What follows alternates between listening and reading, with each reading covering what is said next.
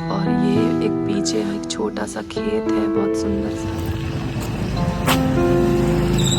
क्योंकि घर का खाना घर का जैसा ही होता है। एक्सीडेंट हुआ है भाई साहब, अभी आपको क्या बताऊं। ये था एक छोटा सा होम टूर।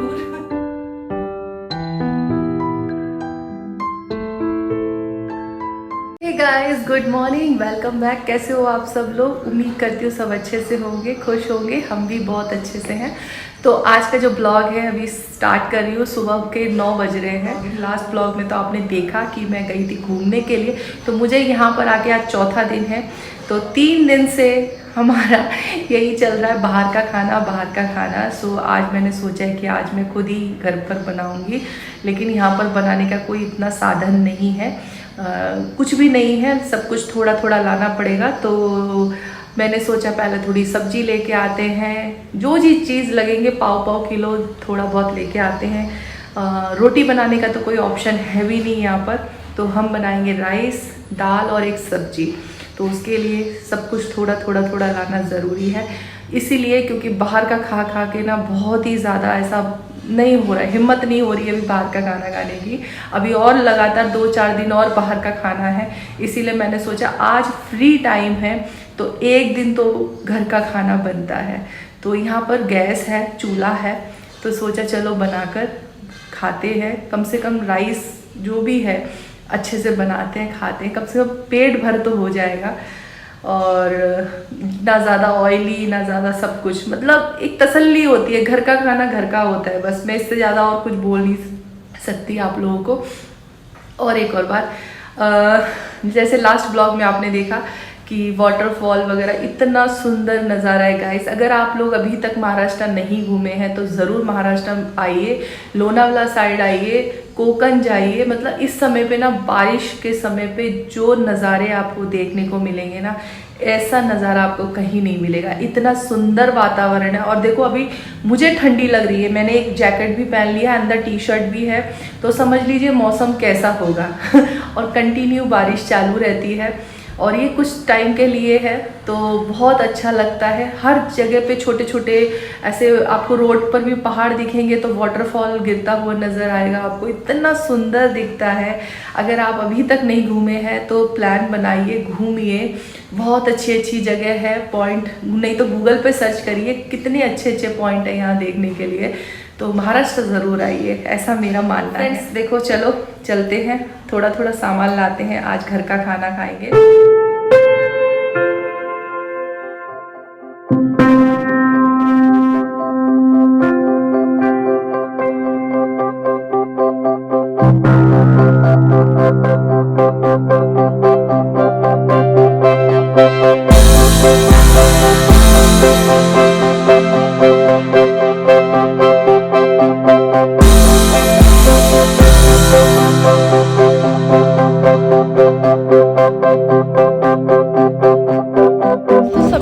हो गया है और मैं अभी हाईवे पर हूँ।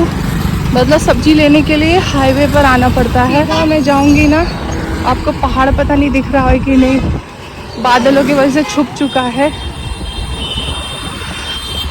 इस जगह पे पहाड़ है। अभी आपको मैं एक्सीडेंट दिखाती हूँ, शायद रात को हुआ होगा एक्सीडेंट।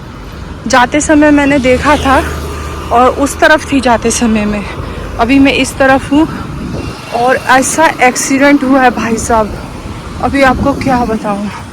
ये जो ट्रक है क्या है पता नहीं, छोटू सा टेम्पो, सामने से जो इसकी दशा हुई है देखो अभी आप। मतलब ड्राइवर बचा है कि नहीं पता नहीं, इस कंडीशन में हुआ है। सो बहुत भयंकर एक्सीडेंट हुआ है। सो गाइस अभी मैं आ चुकी हूँ सब्जी लेकर। इतना सा सब्जी आया है बस थैले में, थोड़ा सा ही, कोई ज़्यादा सब्जियां मैंने नहीं ली। घर जाकर आपको दिखाऊंगी। बड़ी महंगी पड़ी मुझे सब्जियां, बहुत दूर तक पूछते पूछते पैदल जाते जाते सब्जियां लेकर आई हूँ। पर ताज़ी सब्जियां हैं, फ्रेश सब्जियां हैं, कोई ना, इतना तो चलता है।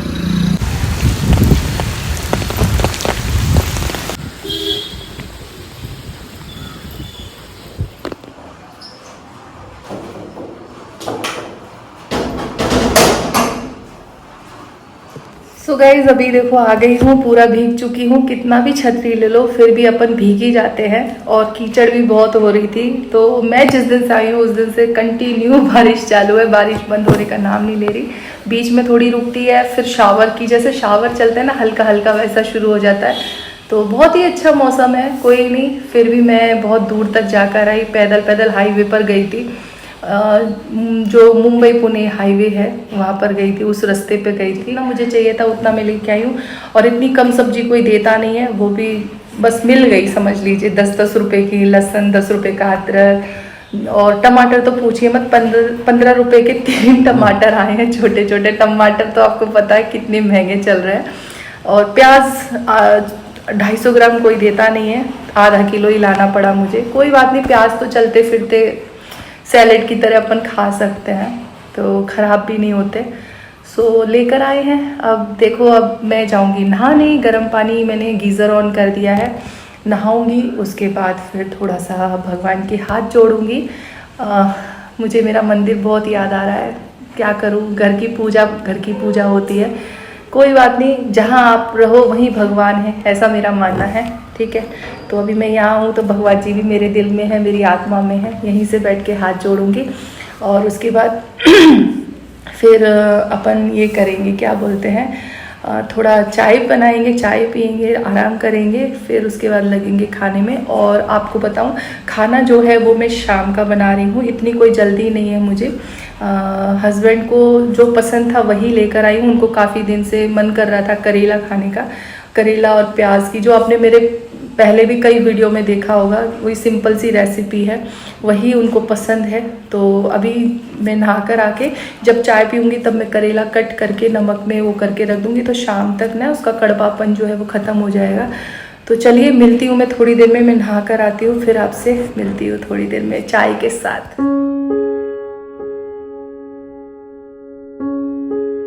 तो सबसे पहले इन करेलों को ना अच्छे से वॉश करना पड़ेगा, क्योंकि कभी कभी ना ये बहुत गंदा होता है, इसीलिए पहले अच्छे से पानी से इसे साफ करना है, फिर उसके बाद कट करना है।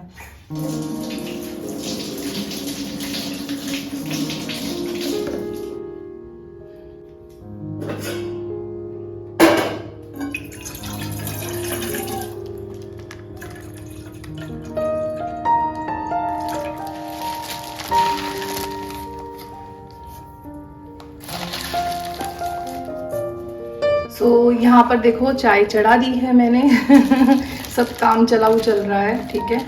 और ये देखो दूध लेके आया था थोड़ा सा, 250 ग्राम के जितना, और मैं बिना चीनी की चाय पीती हूँ। चाय हो रही है, तब तक इसको धीमी आंच पे कर देते हैं और करेला कट करने चलते हैं।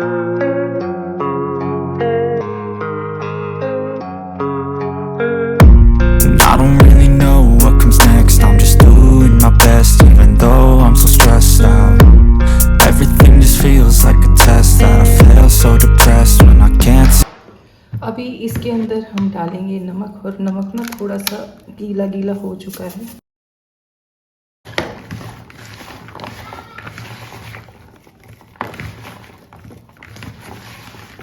अभी इसको नमक में करके रखूंगी तो ये पूरा पानी छोड़ देगा, और जो पानी छोड़ेगा वो कड़वापन जो है वो निकल जाएगा।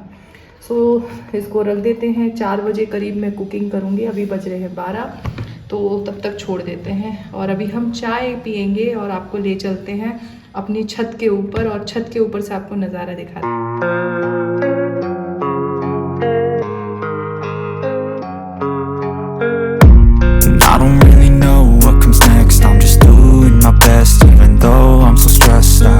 तो मैं आपको ले चलती हूँ ऊपर छत पे, और छत पे जाने के लिए यहाँ से जाना पड़ता है। ये देखो यहाँ पे इन्होंने शिवाजी महाराज का एक फ़ोटो लगा रखा है। यहाँ महाराष्ट्र में शिवाजी महाराज को बहुत मानते हैं। यहाँ पर भी एक और शिवाजी महाराज की पिक है। चलो, ये है छत, और ये जिसका घर है ये उनका वॉशिंग मशीन यहाँ पर है। यहाँ पर एक कमरा है, और ये शायद इनका लैट्रिन बाथरूम है, और ये सिंक है। वो लोग रहते नहीं है, वो लोग मुंबई में रहते हैं जिनका ये घर है। ये देखो वो ताला लगा के जाते हैं, तो मैक्सिमम ये घर बंद ही पड़ा रहता है। सो ये है हमारी छत। अभी भी देखो बारिश हो रही है। चाय पीना हो गया, मोबाइल यहाँ रखा है, कप वहाँ पे रख दिया है यहाँ पे। और यहाँ पर ये देखो अभी बारिश बंद हो गई है। और ये एक पीछे एक छोटा सा खेत है, बहुत सुंदर सा। और बस अच्छा लग रहा है। आपको ये बिल्डिंग दिखाती हूँ, देखो कितनी पुरानी बिल्डिंग है। ये आम का पेड़ है और वो नारियल का पेड़ है और ये है जामुन का पेड़। और देखो कितने सारे यहाँ पे जामुन गिरे हुए हैं और ये अब सूख चुके हैं, पेड़ गिर के गिरा हुआ है। और देखो कितना हरा हरा हो गया है बारिश के वजह से। सो ऐसा है माहौल। और अभी चाय पीना मेरा हो गया है, बस अब थोड़ी देर में नीचे जाएंगे अपन। और अच्छा लगता है यहाँ पे बैठ के थोड़ी देर। यहाँ पर एक इस तरह की टाली है, इसके नीचे ये बाजू में घर है, तो ये है घर। चलिए अब चलते हैं नीचे।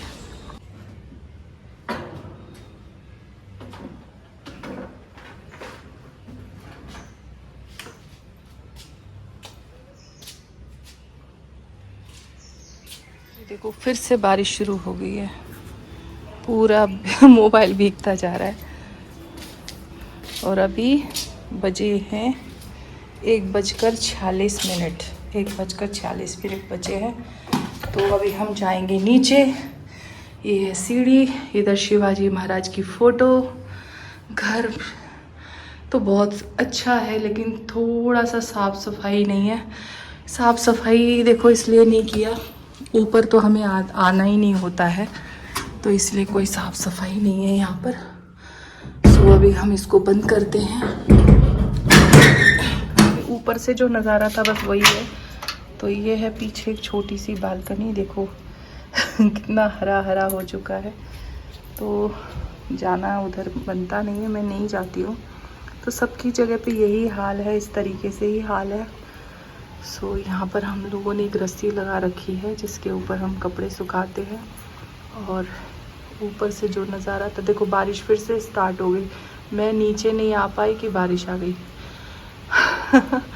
सो 2 बज रहे हैं अभी और बारिश शुरू है। थोड़ी देर में और तेज़ हो जाएगी। देखो धूप भी हल्की हल्की निकल रही है और बारिश भी हो रही है। सो ऐसे ही चलता रहेगा। इससे आप अंदाज़ा लगा सकते हो कि यहाँ पे कितनी बारिश होती है।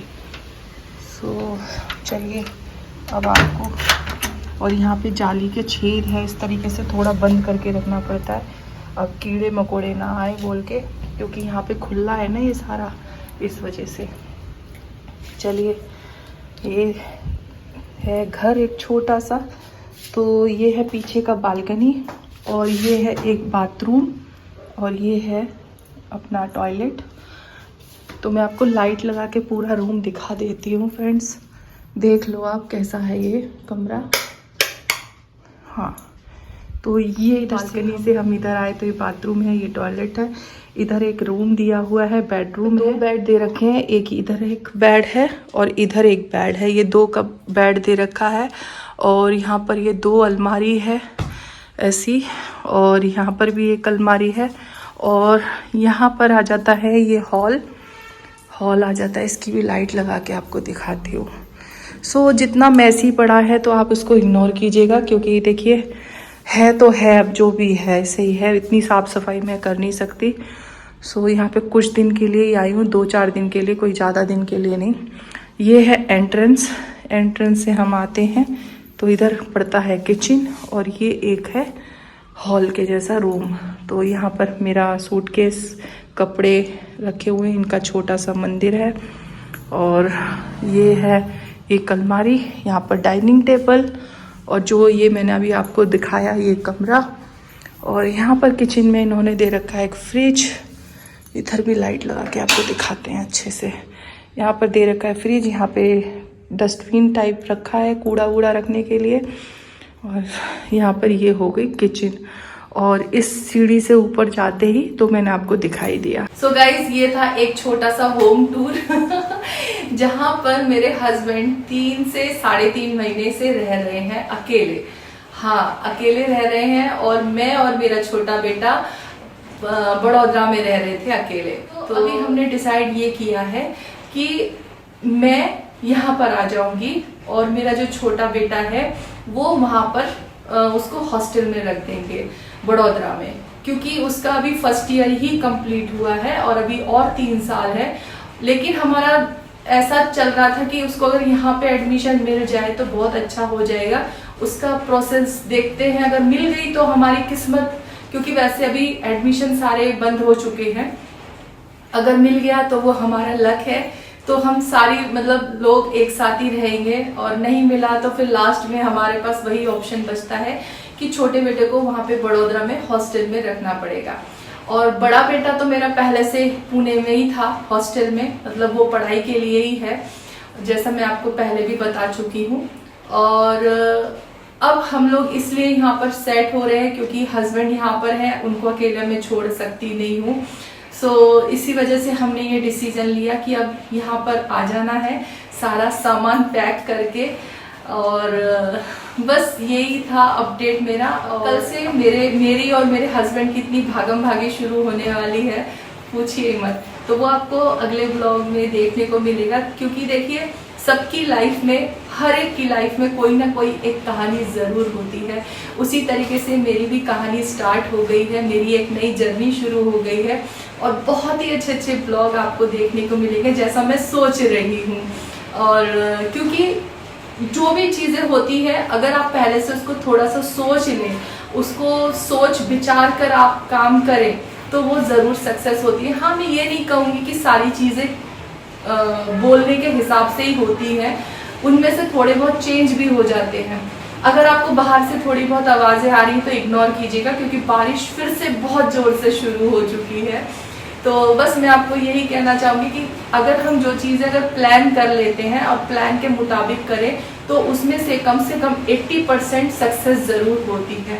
20% भले ही ना हो, लेकिन 80% ज़रूर होती है। इसीलिए कोई भी काम करने से पहले उसकी प्लानिंग करनी बहुत ज़रूरी होती है। तो मेरे हस्बैंड की काफ़ी टाइम से काफ़ी कुछ प्लानिंग चल रही थी जो अब पूरी होने को आ रही है और बहुत अच्छा लग रहा है। तो चलिए, अब बकबक बहुत हो गई है, मैं थोड़ा सा आराम कर लेती हूँ। आराम in the sense blogging edit कर लेती हूँ, ताकि एक जो मैं घूमने गई थी वो वाला ब्लॉग आप लोगों तक पहुँच जाए। और ये ब्लॉग तो आपको आगे नेक्स्ट ब्लॉग में देखने को मिलेगा।